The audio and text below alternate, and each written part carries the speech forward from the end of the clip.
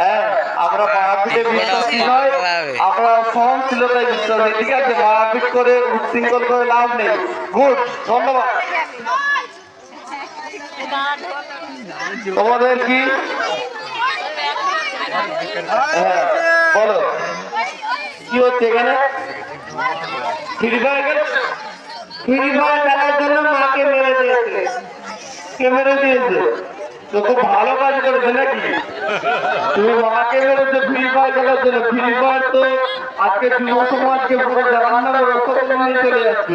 তোমার সেই মাকে এক ফ্রি ফায়ার খেলা শোনা, আর মাকে মেরে আরেক শোনা, মানে ইহকাল পরকাল সব শেষ হয়ে যাচ্ছে, তাই তো? আমি একটি রিপোর্টার ম্যান।